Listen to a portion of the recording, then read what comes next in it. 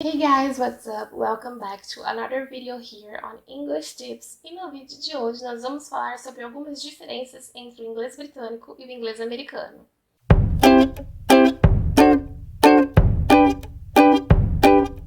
Bom, antes de mais nada, é importante frisar que não existe apenas o inglês britânico e o inglês americano, né? Existem outras variações do inglês aí pelo mundo e até mesmo dentro dos Estados Unidos e do Reino Unido, se você for visitar diferentes partes desses países, né? Tem diferentes accents, que são os sotaques, né? Então, não funciona igual aqui no Brasil. Se você for no sul do Brasil, as pessoas vão falar de um jeito. Se você for no Rio de Janeiro, por exemplo, elas vão falar de um outro jeito.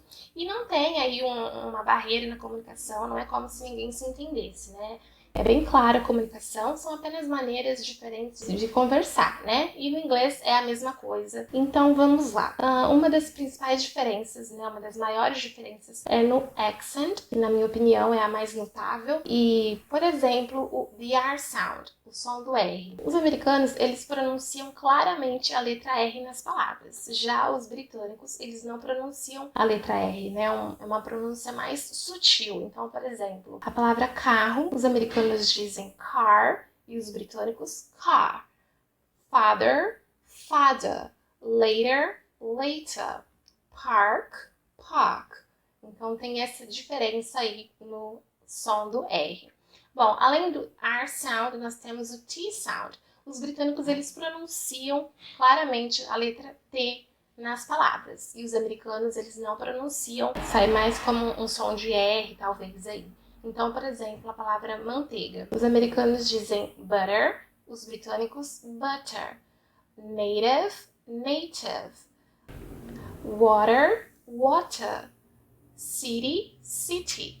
Então, percebeu que o som do T ele é bem mais presente no inglês britânico.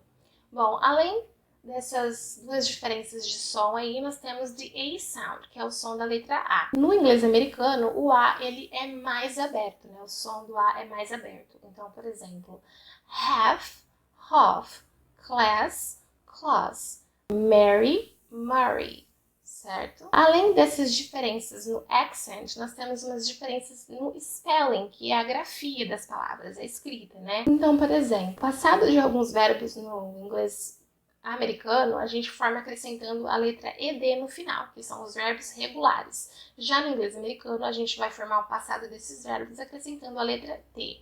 Então, o verbo to burn, que significa queimar, no passado ele fica burned e burnt. O verbo to dream, que é sonhar, dreamed, dreamt. O verbo to learn, que é aprender, learned, learned. Bom, e além dessa diferença, nós temos também o acompanhamento da letra U junto com a letra O nas palavras britânicas. Então, por exemplo, a palavra cor, né? No inglês americano eu escrevo color e no britânico color. Behavior, behavior. Neighbor, neighbor. Labor, labor, certo? Além disso, nós temos também a diferença do ER e do RE no final das palavras. Então, no inglês americano, algumas palavras, né, no final, elas são escritas com as letras ER, como é o caso de meter, fiber e center. Já no inglês britânico, as palavras elas são escritas com a terminação RE, né? É ao contrário. Então, é meter, fiber, center. E por último, no spelling, a diferença que eu tenho aqui é da terminação IZE e ISE.